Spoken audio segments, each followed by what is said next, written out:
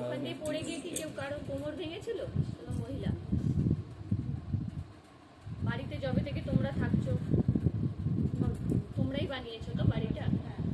তাহলে ওই জমিটার মধ্যে কোনো প্রবলেম হবে এরকম কিছু? বা তোমাদের 30 বছর হয়ে গেল বাড়িটাতে আছি। বাড়িটা কি তোমরা মানে এরকম কিনেছো না বানিয়েছো? না, আমার শ্বশুরের জায়গা ছিল, ওর মধ্যে আমরা কিনে নিই। কেন একজন বৃদ্ধ মহিলা আছে, ওনার কোমর ভেঙেছিল। ঠিক আছে।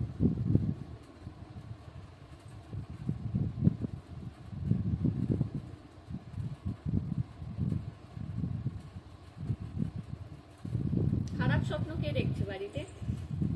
খারাপ স্বপ্ন ছোট মেয়ে দেখে, ভয়টা বেশি পায়। আমি তোমাদেরকে জিজ্ঞেস এইভাবে করি যাতে তোমরা ওই জিনিসটা কনফার্ম করো।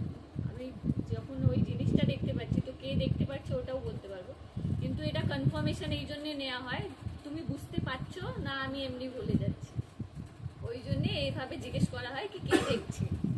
তাহলে ডিরেক্ট বলা হবে, যখন অ্যাক্সিডেন্টটা বলা হলো তাহলে ডিরেক্ট বলতাম না তোমার হাজব্যান্ডের অ্যাক্সিডেন্ট কার হয়েছে, কেন যাতে তুমি ওই জিনিসটা মনে করো, ওই জিনিসে ফোকাস করবে, তাহলে বুঝতে পারবে প্রবলেম কোথায় কোথায় হয়েছে।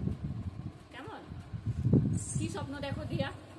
বুকের মধ্যে প্রেশার মনে হয়, কেউ বসে গেছে বুকের মধ্যে এরকম মনে হয়, খুব জোর মানে শরীর নড়াতে পারি না। হ্যাঁ, যেটাকে স্লিপিং প্যারালাইসিস। এই জিনিসটা তোমার কন্টিনিউয়াসলি হয়, মানে এটা হতেই থাকে এভরিডে। মানে আমি লাস্ট 6-7 মাস আমি ঘুমাতে পারিনি রাত্রিবেলা। কেন? তোমার মেয়ের ওপর যে আছে ওটা টোটকা করা হয়েছে। তোমার এই বুকের এই কাজগুলো কি ইচিং হয়? মানে মাঝে একটা না, বাট একটা ব্যথা আছে আমার এই জায়গাটাতে। বলছে জিনিসটাকে বুকের মধ্যেই বসানো হয়েছে। ঠিক আছে কি মানে দিয়ার কনসেন্ট্রেটটা সরু জায়গা থেকে ও যে এমটা আছে ওটা না করতে পারে, এইটাই। এটা ওর ফ্রেন্ড সার্কেলের মধ্যেই করা হয়েছে।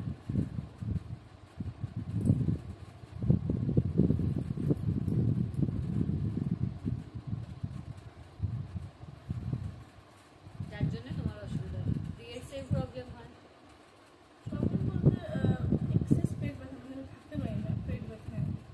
এই জিনিসটা আগে ছিল না, এতটা ছিল না, এই রিসেন্টলি শুরু হয়েছে।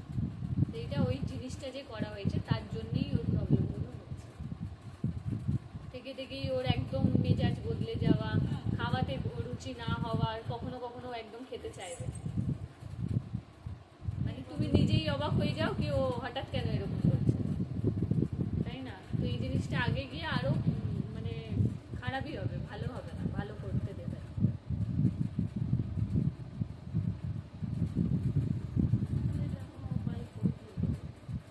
দিয়া কার যেটা জিজ্ঞেস করছি ওটা তুমি বলতে পারবে? রিসেন্ট মানে কিছু মাস আগেকার কথা আমি বলছি, মানে সেরকম কথা হতো তোমার, মানে কথাবার্তা বলতে তোমরা ভালো ফ্রেন্ড ছিলে, ঠিক বলছি না? বলছে ওখান দিয়ে এখন কোনো রেসপন্স পাচ্ছ সেরকম যেরকম আগে ছিল? আগের মতন তো না, মানে একটাই আমার, মানে আমার যত বড় হচ্ছে আমার একটাই এখন রিসেন্ট ফ্রেন্ড আছে, তো ওর সাথে আমার লাস্ট বহু টাইম ধরে অনেক ঝগড়াঝাটি ছিল। বলো বলো। মানে বাস ওটাই কথায়, মানে তারপর লাস্ট খুব ঝগড়া হয়েছিল 2-3 মাস আগে, বাট এখন তো নর্মাল কথাবার্তা তো অতও নাই, মানে খুবই কমে গেছে। কেন বাবু? ওরা তোমার জন্য ভালো নয়, ওই জন্যই মা ওই জিনিসটাকে তুলে ধরলো, নাহলে আমি কাউকেই বলি না এখানে, সবার নিজে নিজে। এটা হ্যাঁ কোনো বড় কথা না, বা তোমারও ওরকম ভাবনা চিন্তার দরকার হতেই পারে, ঠিক আছে? তো ওখান থেকে যতটা তুমি কেটে যাবে ততটা তোমার জন্য ভালো, কারণ তোমার ফিউচার ব্রাইট আছে। হ্যাঁ, যে জিনিসটা তোমার সঙ্গে করা হয়েছে ওটা একদমই ভালো নয়, ঠিক আছে? তোমাকে মানে নিচে টেনে নিয়ে আসার জন্য এগুলো করা হচ্ছে। এবার তুমি আমাকে বলো দোকানের প্রবলেমটা। ওখানে কি হয় কি, মানে 2 বছর হয়নি এখনো, রেস্টুরেন্ট খোলা হয়েছে একটা, মানে যদি হলো উপরে, মানে হচ্ছে তো হচ্ছে, ভালো হচ্ছে, বাট কোনো দিনও যদি বিজনেস বসে যায় তো বিজনেস বসেই যায়। মানে এমনও দিন গেছে যখন দোকানে মেন যে প্রবলেমটা হচ্ছে ওটা এখন তোমার সাথে হচ্ছে, তুমি যে কাজেই হাত দেবে ওইটা নষ্ট হয়ে যাবে। কিছুটা তো আমাদের গ্রহ দোষের জন্য হয়, আর যেটা তোমার সঙ্গে হচ্ছে, কেন কি আমি এমনি কোনো কথা তোমাকে বলে দেবো না, না হুট করে কি তোমাকে চলো করে দিয়েছে, কেন এটা স্বাভাবিক, তুমি যেখানেও যাবে বলে দেবে হ্যাঁ তোমার উপর 10টা ভূত আছে, 4টে প্রেত আছে, এটাই তো চলছে এখন ট্রেন্ডিং। কিন্তু আমি তোমাকে আগে বললাম, তোমার প্রবলেমটা বললাম, উইথ প্রুফ বলছি, উইদাউট প্রুফ বলছি না।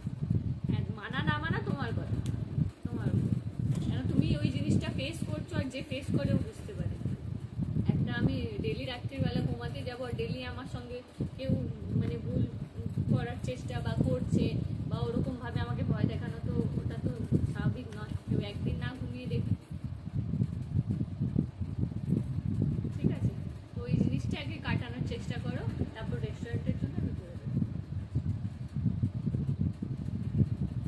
ঠিক আছে? আর কিছু জানার আছে?